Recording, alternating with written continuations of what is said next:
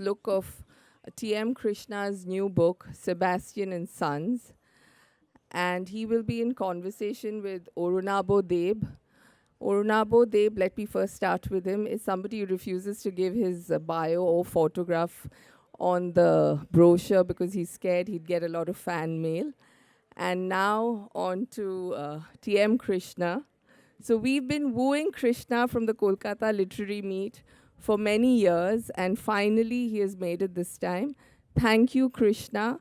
We've been waiting for you for as long as it took you to come. Over to the two of you.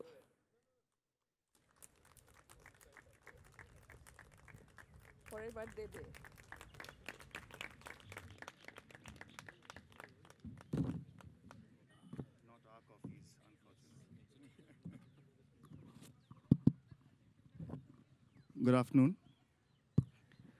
We have Vidwan T.M. Krishna with us. He's given me the liberty of calling him T.M., which I'm going to use. In a Hindustani culture, we keep saying Panditji, Panditji, but we felt that, Vidwanji, Vidwanji throughout may be a little clumsy, so we'll I think even Panditji is clumsy, but go ahead. But no Hindustani musician has till date given me the liberty of calling him by first name and that two initials, so we'll take this liberty. I think no one will disagree if I say that TM right now is the most exciting personage in the world of Carnatic music. In fact, even if one looks at the gamut of both Hindustani and Carnatic music, I don't think there is anyone else who is as intellectually engaged with the music, particularly a performing musician who's as intellectually engaged, both in terms of music as music itself, and also music in the social context in which it is practiced. And the latter, which is the social aspect, is something that's woefully underrepresented in popular discourse. Lovers of music are usually happy to see their idols and demigods on stage, but they've never really been prodded to look beyond at the realities that govern the worlds of those musicians. So TM's first book, Southern Music, was more than just a gentle prod, I think. It was quite a thrust that forced people to lift the veil and look at the lives of the musicians they were seeing on stage, the politics, particularly the caste politics, that's been a singularly influencing factor in determining the trajectories of their careers. But I think the book that we are focusing on today, A Southern Music, by the way, for those of you who read it will already know, but I'm personally convinced that it will be remembered as one of the most important books on Indian music ever written. And it's epic in proportions, but his new book, Sebastian and Sons, focuses on the history of mridangam making. It sounds a bit dry when you first sort of hear about it, that it traces the history of instrument making. But given that it's T.M. Krishna who's writing the book, it's anything but a dry primer. It gives amazing insights into the lives of mridangam makers, how they lived, where they lived, what they ate, what Rajinikanth movies they love to quote from. And it also looks at this very interesting dynamic that existed between the instrument maker and the artist. And that's something we are going to look at in detail in the course of the conversation. And lastly, which for me was the most interesting bit, was it looks at the mridangam as a symbol of quite a funny cultural contradiction, actually. That here is an instrument that is championed mostly by Brahmins, mostly Brahmin exponents, but the tone and sound of which is entirely determined by cowhide, by the skin of cow and how that's treated, tempered, and how the instrument maker uses it. And how the exponents have been comfortable or not with that idea. So we'll get to that in a bit, but I think we'll start with a very obvious question. What drew you to the mridangam of all instruments as a vocalist yourself? First, it was my failure. The problems of, problems is probably not the word, but I'm going to use it. What are the problems of being an upper caste who thinks that you're progressive and don't believe in caste? Is that you think somewhere you've kind of cleaned the slate and that you've somewhere seen life in a way that the people who are truly being affected by it in their everyday see it. That's the biggest folly. The fact is, you're going to be privileged for all your bloody life. And you're going to gain from all that you have for your life. It's like a man saying, I'm a feminist. It's not very different, is it? So, you can be a feminist. You're still a man being feminist, right? So I think my failure starts there. So I mean, I say it in the book right in the beginning that when Southern music was going for a reprint, and I was just going through it to see if there were nuances and little things, and I had made all of us make these little notes of saying this could have been said better and stuff like that. And I suddenly looked at that chapter on caste, which was the most debated chapter in that book because everybody thought that I'd blown the lid off something. I never knew there was a lid on it, but nevertheless. And I looked at that chapter and I realized that there was not even a mention of the people who made instruments. And especially those who made the mridangam because they worked with skin. And the thing was, I knew few of them in the sense they had come to concerts with my colleagues. At concerts, sometimes they bring a maker in case they need some adjustments on stage. But I really didn't know them. So I actually wrote this paragraph. It was utter rubbish.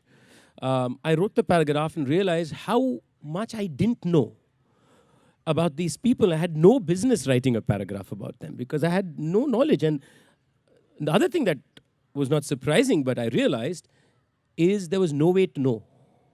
So there's no record. So the first interesting point was the question of knowledge creation. Who creates knowledge? Who determines its creation? Who determines its knowledge? So is what the maker is doing not part of the idea of knowledge creation? Because I have not documented it or somebody is not. So that's where it began. So I did not add that paragraph in that book. And I said I need to, I think, spend more time about their lives and about what they do and understand it better.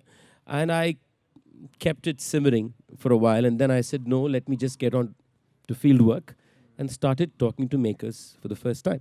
And that's how it began. Right, and I think the answer to why the mridangam is because of the skin and... Yeah, I mean, yeah, that's true. I think also as a vocalist, the thing is, let's be very honest. When you look at the violin, you think of, the violin kind of epitomizes elitism, right? I'm not saying it is, but you know what I mean? Look at the violin, come on. Nobody will say the violin is the marginalized creation in our heads, One has to accept that, I guess. Yeah, true, let's be honest. But mridangam is something I have sung all my life with. They're right, they're partners. So it's an instrument that's closest to a vocalist, other than the violin, right? So I could have thought of the veena, I could have thought of so many other things, but I think that was my first connection. And also because I was already engaging in caste politics as an individual, the idea of the skin. So, and I almost also had, there's this friend of mine who at times would make this comment to his colleagues. I mean, all of us Brahmins sitting there having this conversation.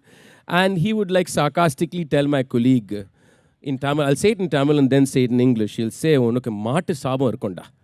you will have the curse of the cow. He will tell my mridangist friend as a joke. But it's not a joke, right? And that has stayed in my head. This little comment, you're going to get the curse of the cow. Because after all, your livelihood is from, hacking it to death. So I think all this also has stayed in my subconscious at some level. And therefore, it drew me automatically to this conversation. I'd also heard of one maker that people had spoken about, Parland. Parland, his name is actually Fernandez. In Tamil, it becomes Parland. And so I'd heard about Parland. So all this put together, I said, is this something I should start understanding better? That's how.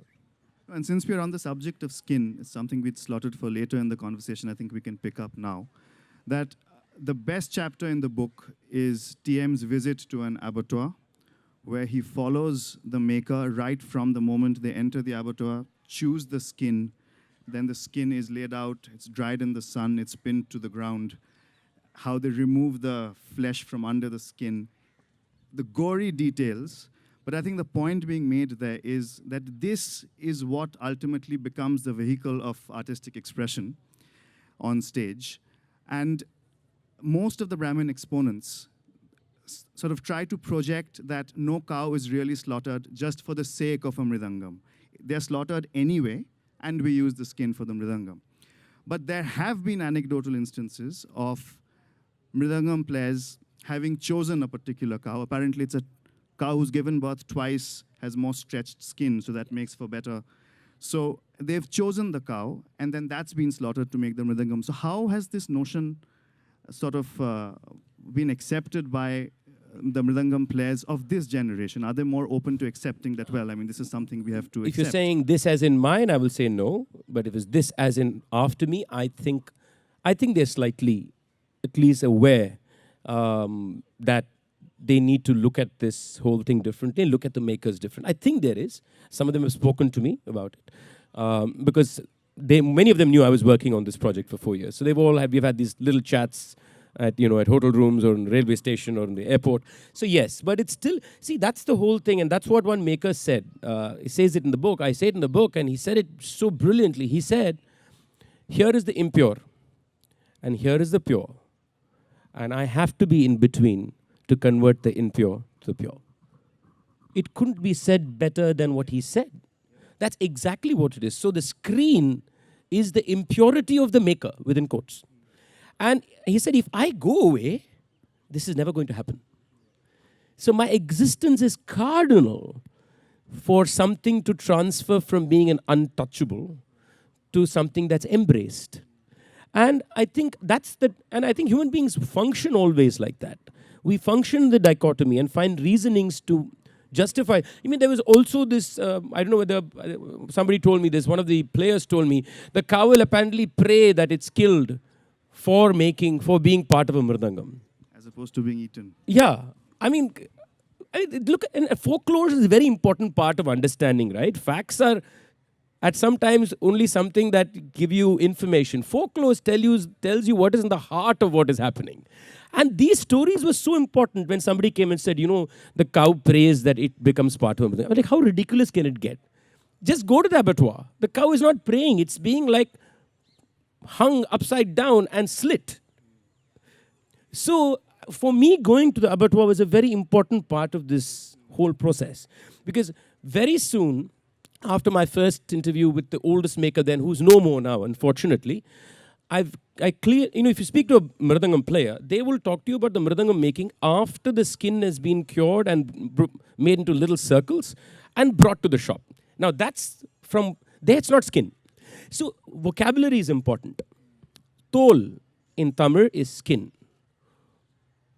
Tattu means plate. Okay? Tattu is when it's that circle that is made for the mridangam. When does tol become tattu? When does the skin become plate? The mridangist will only talk about the plate. They will never talk about the skin. Now that's a very important change in vocabulary. They will never say what skin did he put there. They will say, where did he get the tattu? So all these are very important ways of distancing yourself from the realities that you don't want to accept exist. So for me, it was essential after my first interview when I realized, when Selvaraj told me, he was an incredible man, he had only one arm. He had lost another arm in an accident. And when he told me this, I said, I have to go. And in fact, a couple of them said they will not take me. They said, I'm not taking you there. I said, no, but I want to come. So we went one morning and spent a whole day. And I tried my little luck at doing some work and failed terribly. But that's when it hits you that, all these, a lot of confusions appear. And I think that's the most important part of living, to be confused. Clarity is extremely overrated. Because clarity means sometimes that you're not willing to problematize yourself in that sense, And I think, this whole notion of, an animal is being killed. Yes, a life is being taken and you have people there. There's work happening. There's a reality there. There is gore everywhere, but there is also this incredible instrument coming into being. Now, where do we exist in all this? Where do I place myself? What position do I take? What do I tell a vegan? I mean, honestly, animal activists may be upset with me after this book. But I don't know. I mean, I'm not able to place a right or wrong in any of these things. It also depends on where I come from. For that man who does this job every day of the year, what reality, how am I going to judge that reality? So, and from that comes this incredibly pristine instrument that is the sound of Nandi. And Nandi is skilled for making it. I mean, I mean, it's just in terms of the amount of dichotomies there are, it's fascinating, even at a very, very intellectual level, right? Yeah. But at a very non-intellectual level, if I may ask, what happens if there's a ban on cow slaughter in Tamil Nadu? What will happen to mridangam making? First, that's never going to happen in our state, man. Let's hope so. Okay. But what if it does? We are It's too just- cool for the rest of the country. But, As are we, by the way. but as are you, I agree. As are I agree. we. As are you, completely. Yeah, completely. What will happen? That'll be interesting because I know, for example, in Karnataka, all the skin procured for the mridangam comes from Tamil Nadu or Kerala. They don't do any of the skin work there. There are many reasons for it, but they don't. So what will happen if it gets cut off in Tamil Nadu? I don't know, actually. I mean, I'll find mridangams maybe on the streets, finally, musicians on the streets saying, please bring back cow slaughter. That'll be fun. I would love to watch all the mridangis on the street demanding for cow slaughter. But now there are people trying to make synthetic mridangams, and that's also another thing that's happening. Have you heard one being played? or- Yes. Right now, for me, sonically, it's unacceptable. It doesn't have the layering that is required. It's very flat. Now, it may tomorrow turn out to be something that's great, but possible. So I'm not going to rule out the possibility. But if you speak to any of the makers, they'll all tell you rubbish. You're never going to get the sound that you get on skin. But there's another aspect we should remember. We think of sound as only something that's acoustic. For any instrumentalist, and you're one, so you know. So he's a sarod player, by the way. So the sound is not only from what you hear, it's also from what you feel. So if you ask a mridangam player to play the mridangam, in that touch, in that interaction between his skin and the skin of a cow and a buffalo and a goat, there is a relationship. And what he hears is also being influenced by what he feels. So sound is not only a sonic happening. It is also how you hear a sound depends on how you feel about that sound. So when he plays a dhin, the dhin is also here. If it doesn't feel right, it doesn't sound right. You may play it on a computer and say it's the exact frequency, it's a sound. You'll say, no, it's not the same. So replacing Hyde is a tricky business. So I don't see the present generation of mridangis being able to embrace it because they say, it doesn't feel right. What they're actually saying is they can't feel the dead skin. But While on this topic, last question. There's a very funny incident at the Sydney airport. I think we my should friends hear. don't know they are in the book. Yeah. But Yeah. yes. You've not named them. I won't ask Yeah. you to, but let's I hear the wanted story. to, and I said, okay, so this is a real story, and one chapter begins with this story. So at a concert in Sydney, this is at least 15 years ago, and they were flying before me. They were arriving in the morning, I was arriving in the evening. Our concert's the next day. Now, the standard operating procedure for most mridangam people, I'm sure tabla artists also do it. I'm not sure. Lesser accent? Okay. Mridangam artists is a business strategy here. South Indians are always far ahead in these things. We do it better than you guys.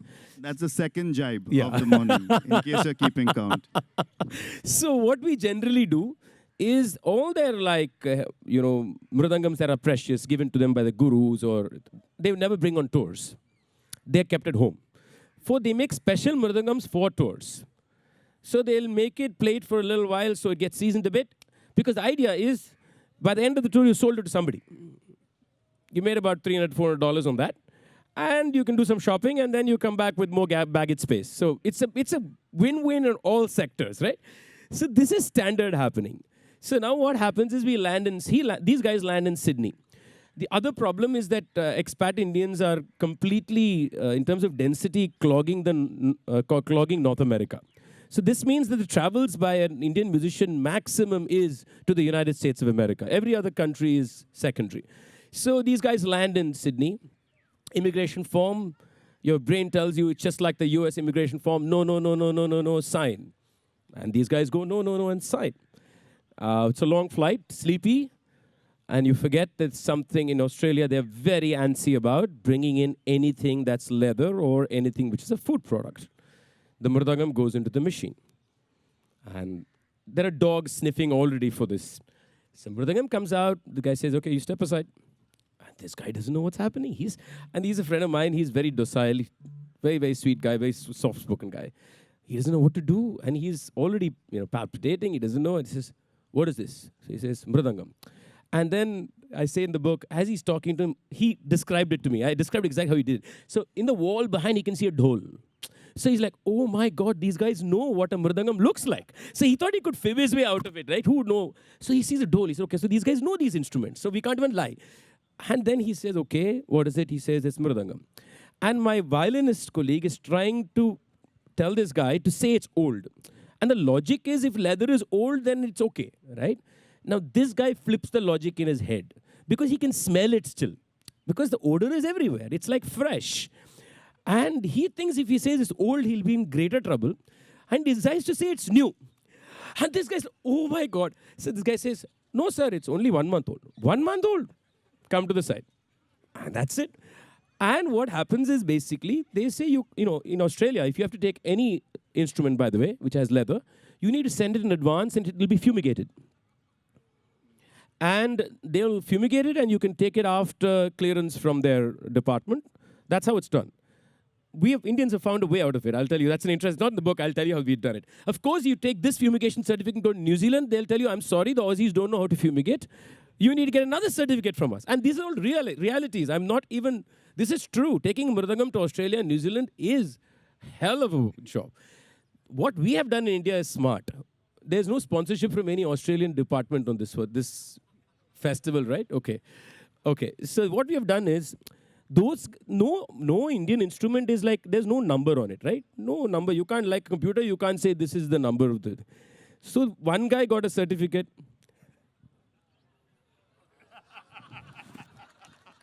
Job done. Why do we need many certificates? The same certificate is being taken for 5 years now. It's the same mridangam going to Australia again and again. That's incredible. Now, while on the mridangam, something we spoke about briefly before the interview, that in the North Indian system, the tabla for a long time was seen as largely an accompanying instrument. And there was, of course, people like Ustad Amajan Therakwa and Kaimatullah Khan Sahab who had sort of tried to bring tabla to the forefront, which I think finally happened with Ustad Zakir Hussain on a global scale. But it still sort of bears the mark of largely an accompanying instrument, which I would imagine would be the same for the mridangam. So if you can tell us a little bit about what the mridangam means to Carnatic music. I think the mridangam's status and the mridangam player's status also was transformational. So if you see who were playing the mridangam, until at least the 1920s, the community that was playing the mridangam was the same community to which the Devadasis belonged. They're called the Isai Vellalars. They're not really a caste group, they were actually a cultural group that later named themselves that because they wanted dignity for their identity. So they were the primary players of mridangam, and obviously Brahmins did not play it because of the problem of it being made out of hide. And this is true, but what is also happening parallelly is that the Marathas had come to Tanjore. They came about 300 years before that. So along with them came Nam Sankirtan. Along with them also came the Varkari tradition of storytelling. So along with them also came players of the mridang, who are not Brahmins, but they were also from artist communities. So Brahmins really were not involved in playing. But because the Nama Sankirtan tradition and the Varkari is a Brahmin tradition, the Brahmins got involved in the Varkari tradition, by which the Brahmins started becoming players of bhajans automatically, right? So storytelling of Ramayana and Mahabharata, everything then became a very Sanskritized, very, very Brahminical idea. So Brahmins enter the fold. But even then, if you look at early styles, you can YouTube this actually, very old styles of mridangam playing, you will see that it is a background kind of a playing. It's a very, very secondary, if you want to use that term, support playing. This was very different, for example, than what you hear today. This changed to a large extent because of that one man called Palghat Manir. And you have to say that one man, Palghat Manir, also changed Zakir Hussain. It's important that you also remember that Zakir Hussain's contribution to changing the position of the tabla has got to do with his incredible influence that he received from his interaction in the South Because Allah Rakha knew Manier very well. Zakir himself has played with him, I think, on one occasion. So the influence of the mridangam actually changed the way tabla has manifested itself in the north. And that's also a reality. So when Manier came in, it's a very complicated scenario. Here is this Brahmin man literally invading new territory, socially and aesthetically. And with him came a completely different affirmation of the individual and the instrument. And after him, you see the mridangam really plonking itself aesthetically at almost the foreground of what is the Carnatic experience, which is why many people who don't engage much with Carnatic music, the first thing that strikes you is rhythm about Carnatic music. I've heard how many people tell me this. It's very rhythmic. There's a lot of complications, mathematics. They've read this in many interviews said by many of us Brahmins who like to say we're very intellectually, mathematically equipped. But that's why it is. Because the mridangam moved from being exactly like what the tabla was to becoming a very, very frontal instrument. And therefore, the mridangam solo also became so much more important in the concert. And a lot of this also may have been influenced by the parallel Nadaswaram and Tawil tradition. So Nadaswaram and Tawil, which you can still hear in temples, unfortunately only mainly in temples and social functions, has a very strong rhythmic coefficient. The Tawil is like, it's explosive. It's like the drums of India. Okay, it's explosive. So I think there was also that happening. That when Manier and all were looking for creating this position for the mridangam from a community that was not engaged in it with caste privilege, there was also, I think, a psychological comparison of saying if the tawil can be such a strong instrument, this too can be positioned. So I think there are a lot of things at play that brought an aesthetic transformation, a role transformation. Today, if you ask any Carnatic musician, who are your accompanists? They will first tell you the name of the mridangam artist. Very instinctively. Instinctively. Nobody is thinking. And not the violin. Not the violin. I have my colleague sitting right there and smiling. It's a very instinctive thing. So many people will tell you, you can even sing with a bad violin, you can't sing with a bad mridangam. These are all very interesting ideas that we need to keep in mind. You know, sometimes instruments that are sort of on the margins and not major sort of solo instruments, they need one ambassador to sort of come through. So as an example, I mean, off the top of my head, sarod, sitar were always mainstream instruments in the North Indian system. The flute perhaps wasn't, but then you had one Pannalal Ghosh, followed by one Pandit Hari Prasad Chaurasia, who sort of brought the flute as a major solo item in every music festival. The same for, let's say, Pandit Shiv Kumar Sharma for the Santur. So would you say Mani Iyer was that man for the Mridangam? Yes, but I want to problematize that. Of course. There's no doubt he was. But the reasons why he were not entirely just aesthetic and musical. So let's be very careful when we do. We're talking about also a social structure here. We're talking about a time when you had Hindu nationalism really coming up. You had the reimagining of Tyagaraja as a representative of this puritanical past. You had the Brahmins, the Theosophical Society movement. You had Rukmini Devi. This whole notion that we need to recapture Indian culture in that, I don't know what sense, whatever sense that is. And we need to remove the impurities that make us look lesser in front of not just the white person, the front of also the people who may engage with India in the future. So this is the political and social scenario. So it is in this scenario that you have somebody like Mani Iyer who has automatically both gender and caste privilege. He's coming there and taking this over. There are incredible artists before him. There are incredible artists alongside him. But he is able to just get it because he's backed immediately, automatically. So while your statement is correct, factually correct, it is important to say that it also drowned every other alternative narrative. That every other alternative possible ways of giving Mridangam its prominence, which you see in somebody like, say, Parani Subramanya Pillai or Muruga Bhupati, is also drowned. And the only reason it's drowned is caste. There's no other reason. We have to just say it out there loudly. It's not because they were lesser in any fashion. They were creatively brilliant. And it's fine nostalgically now looking at those recordings and saying they were brilliant. But the fact is when they lived in an unequal situation. They knew they would never be seen as equal to this person.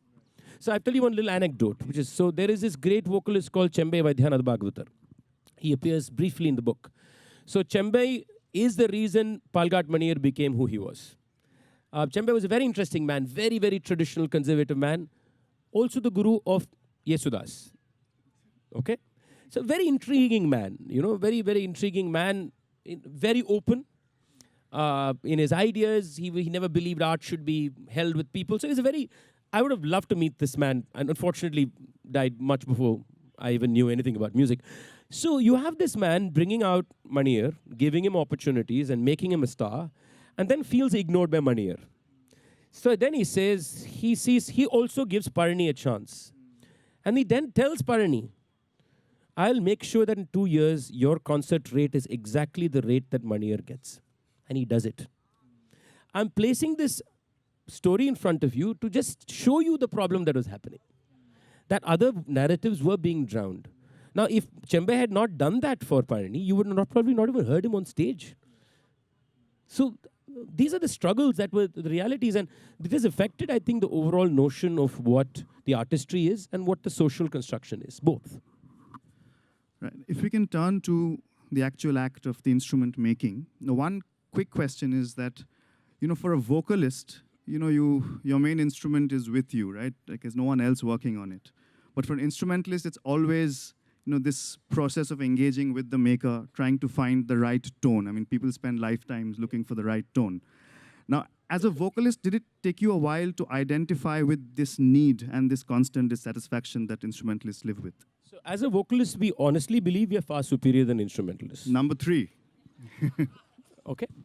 I'm just telling you something that's factually there in my heart, however intellectually I may argue. Factually in his heart. Yeah, because it's true. When I sing, let's think about it. It is factually in my heart. Actually, that's right.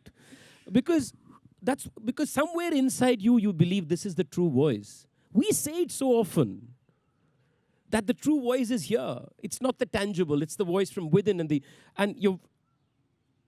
the vocal cords is that intangible. And when you listen to a person sing, you listen to that which is within. Everything else is an external transference, right? So there is this, and in India it's much more because Indian systems are very vocal based, right? The whole idea of nada itself is somewhere got to do with the inner body. And even in the northern system, Yeah, I'm saying northern the or south. Gaikiyang is Yeah, something Gaikiyang, I mean, it's there, I think, yeah. universally in our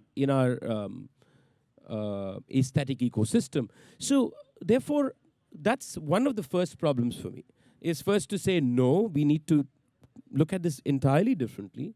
And the idea of sound changes. Again, the idea of touch changes. The idea of what you hear from here and what you hear from here changes. So, I still don't know whether I can understand it the way an instrumentalist understands it.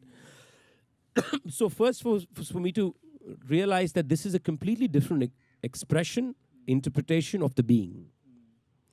And then to say, okay, that means that it's also, there's a combination of people working on creating that being. So how does that in relationship work?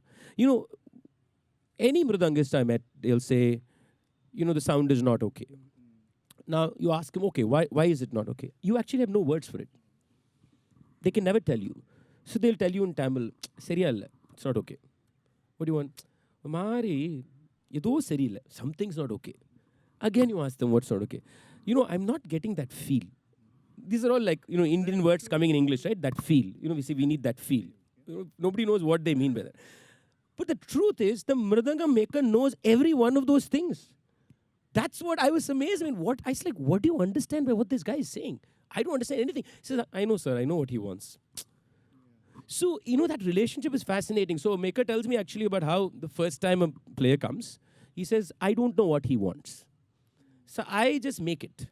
Then as we keep talking, I understand him. So it's a fascinating understanding. So what are you understanding? You're understanding not just his vocabulary, but you're understanding the strength of his fingers. You're understanding the technique of his play. You're understanding his idea of what is beauty. Yeah. You're understanding his approach to music. And all this no maker can articulate, will not articulate you. He just knows.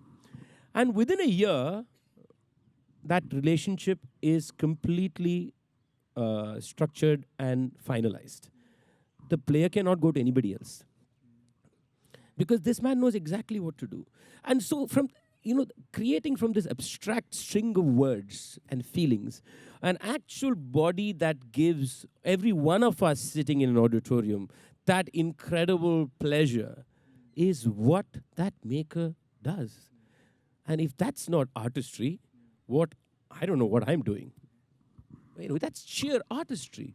And I get goosebumps as I tell you this now, because it's so dichotomous on how I feel. I feel so, it's so incredible, but I feel so depressed because I know what their lives are. And as it sounds, I'm sitting here in Kolkata and talking to all of you. Like, I've done this great thing by writing this book. No. Isn't there a problem even here? Let's be a little honest here, right? There's a problem even here. I mean, my only point is, can we just realize that there is? Because I think that's where the reality is. I'm very glad that we're having this conversation in Kolkata, because this is a city where two of the greatest instrument makers of all time have lived. That's Hemant Sen for the sarod and Hiren Roy for the sitar. I mean, sarod players, sitar players, I don't think there's anyone worth naming who hasn't walked through those doors. And as I was reading your book, I was thinking of these makers as well, and that there's hardly any material on them, on their lives, on their processes, and how they sort of approached the art of instrument making. And more importantly, what their interactions with the masters were like. Like, I would love to hear a conversation between Ali Akbar Khan Sahab and Heman Babu. I mean, that would be one conversation to record. And we don't have any idea as to what went. And we have 10 more minutes, so I think it's only fair that I open the house for questions.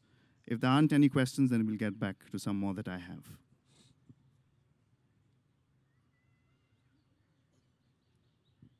You've answered them all, it seems. It's a very talented young tabla player from Calcutta. Pranam, this is Shubhadra Kol, and we met at the Jadavpur University last year, sorry. I just want to ask you one question. There has always been a hypocrisy within the musicians of the northern part of India. Many of the musicians have not... That's a jibe from you and not from me. Yeah, I don't mind that, because that has been a truth. And many of the musicians have not imparted the actual education to anybody other than their family members. Has it been a problem in the South? I just want to ask you if this has been a problem in the South as well. You're talking about artists, right? Yeah, the gurus, particularly. Not to that extent, not at all. I think in the South, to a large extent, among the world of Carnatic music, in fact, family lineages have largely failed. It has been the students who have actually taken forward their guru styles or gurus' interpretations and built upon them. So, no, I wouldn't say this has really happened. There are exceptions, of course, but that kept aside, no, it's largely the Shishyas who are not usually related to the gurus who have really taken forward the art. That's true. Yeah. Thank you, sir. There's one here. The lady. Thank you very much, TMK, for being here. And this is a thought which is carried forward from the session with Nandita earlier. The note on which she ended was, are the artist and the art, are they one? Are they inseparable? Are they all together? And I think in this, in this day and age when we're continually hearing, there's so much we hear about artists themselves and their lives that sometimes we need to do we need to separate what they do in their lives, whether it be abuse or I don't know what else nonsense is happening, and just be able to focus on the music. And many of us are unable to do it. And sometimes it's really saddening because we're unable to listen to a lot of good music that they're capable of. So how as an artist do you react to this? I mean, we know how open you are about your stances on the Me Too movement and what a vocal critic and supporter you are of it. So, thoughts on that? I tried writing an essay about that. I think I wrote it for First Post a few years ago about Tyagaraja, Wagner, and about Polanski, with exactly all different struggles, with the individual and the art. Do I boycott Polanski's movies? What happens when I listen to Wagner? So somebody like Daniel Barenboim becomes very important when you think of Wagner, because he played Wagner in Israel. And he did something fascinating at that concert. So he asks the audience, whether he can play Wagner. And there's a discussion. It's actually a performance. Just remember, it's a performance. And there's a discussion with the audience. Some people walk out. Other people say, no, we will listen to it. I think that's a very interesting example of how you need to keep that flux happening. I don't think you can either take either one of the extreme positions. Okay, legally, let's forget the legalities of it. But I think if you can problematize your own experience of it, if you can create a little mess about the way you would listen to Wagner next time, or the way you would watch a film, then the way you receive the film or what it gives you also becomes slightly different. I don't have an answer to your question. I'm just messing you up further. But because that was what because something I struggled with, right? What do I do? And I want to give you an anecdote for this. And I've said this before somewhere. I was in a school, and it was 11th grade, and I was talking about music being abstract and it not bothering about, the word doesn't matter, sound matters, syllable matters, and all these ideas. And this young 11th grader got up and said, "Sir, I have a question. If you say that word meaning doesn't matter and it's only sound that matters, if a song is about violence, will you still sing it and say it's only about sound and not about violence? What would you do?" I, of course, was smart enough to give her a convoluted answer and leave, but the fact is that question stayed with me. I think the point is not to make a decision about it. Is to try and see, okay, how do I deal with this very, very confusing images you're getting? Because sometimes it can be crazy, because what you feel from a piece of artwork could be so much empathy and sensitivity. And then you hear a story about the individual who created the artwork, which is violent. And you're like, how do I reconcile? Do I not get moved by that piece of artwork? Or even worse, is me getting moved by that piece of artwork actually aiding and abetting violence? See, it's so complicated. So I would rather let that play. As long as you're aware and letting it play, I think it takes you somewhere. That's all I can say. And it's one question there, yes. There's one. First, we'll take that question that went up.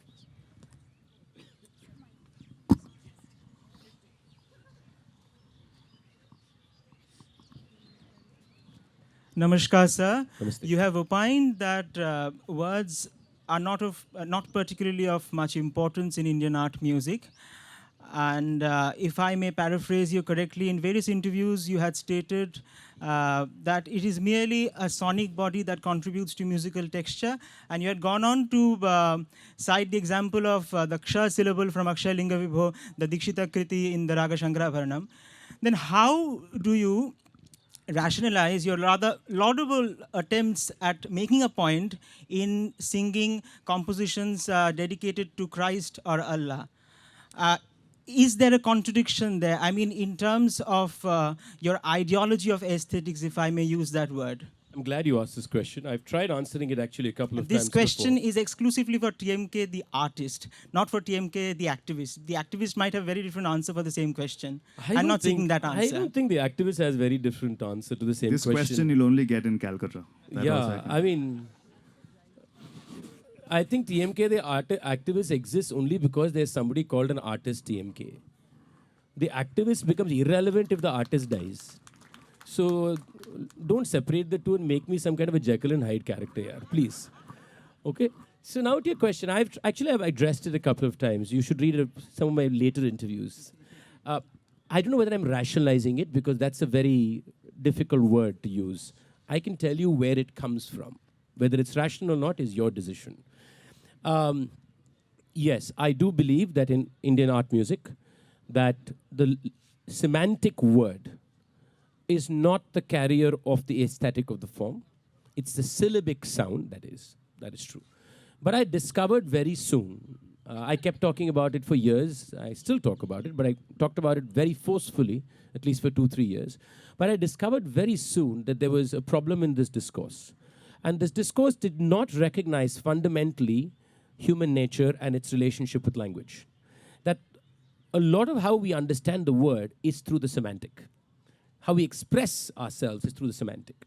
So the problem in that hardened stance, which it was in the beginning, was that it did not factor in this very important aspect of our being. That the first thing you hear is meaning in that sense. So I was also wondering, how do I carry forward this discourse? And I very soon realized that it is not just, it's also important then to subvert the notion of meaning itself. So if you start subverting meaning itself, or what we receive from meaning, let me correct myself, what you receive from meaning, if you can find ways of subverting that, then much like what poetry does, which gives you multiple meanings for just one word, sometimes just the opposite of what its dictionary meaning is, then can I change the notion of meaning itself? So my subversion was about the idea of semantic meaning itself in music. So that's when I said, if you can find divinity in Jesus, and you can find divinity in Rama, and you find divinity in Allah, then the person is wondering about the notion of divinity. That's a subversion. Or if I could sing something that's about the horrors that are happening around us today in life, and then exalt Kamakshi as the greatest goddess, and both take you to a level of great spiritual being, then you wonder what meaning did to you. That is my approach today. And in this is another aspect. It's not just meaning of the word, it's also dialect of the word. Also the context of the word. The same word placed in a different position changes in its social status. Words have social status. Don't forget, words have social status. So if I shift that, what happens? So these are all ways by which I think I can still keep moving ideas of meaning, both in the semantic and the non-semantic. And I completely agree that not engaging with semantic itself is not going to move us in this conversation. And that's something I realized. And that's when I became far more active. That's why my collaboration with Perumal Murugan is very important. Because Murugan and I have fought over this for how many times? You know, he's a poet. I'm a singer. We will be fighting about this. So, but that's very important. And you say, okay, what can we do with me? I think this is something all of us need to engage with in many ways. Well, the artist T.M. Krishna will be performing later this evening at the Grand Steps. And I can assure you that that will be far more enjoyable than this. This was a pleasure talking to you. I think he had and one question this gentleman will finish. well, Maladi's been... okay, one last question. What I want to know is, what are the Brahmins you mentioned? I mean, are they open to the Mridangam makers being Hindus or Christians? Because we have been totally secular in this part of the country as far as classical music is concerned, whether it's Ustad or Pandit. I think you have to be very careful when you proclaim yourself as being secular, even from the world of Hindustani music. And I'll be happy to have a debate on that. Because to be acceptable as secular, what does the Islamic musician need to portray in terms of a cultural being in this country is an interesting nuance to think about. Okay? That should be our next book. You can open the lid on Hindustani It is very music. important to think about it. Just because you don't sing Rama and Krishna, we have to be careful. Notions of nada, notions of sublime, which are ingrained in a certain Hindu notion of the idea, is universally acceptable by everybody. Can we, for example, have an Islamic musician who says, I think Hinduism is bunkam? Will he be accepted? It will be an interesting debate to have. So I just want to place that as a point of debate, point of conversation, which we could have another day. So as far as the South goes, I think the problem in the South happens is because of the overtness of the content, the semantic content. The semantic content is obviously very based on Hindu gods and goddesses. That makes the negotiation of this that much harder. And it becomes so much obvious. So while it's very obvious in the South, it may not be as obvious in the North. It's also interesting to note that most of the great singers today in the world of Hindustani music today are largely Brahmins from Maharashtra. I'll end at that point. I have nothing more to say. Thank you very much. Thank you. It's always such a pleasure talking to a musician like T.M. Krishna. And thank you very much for being a wonderful audience. Thank you.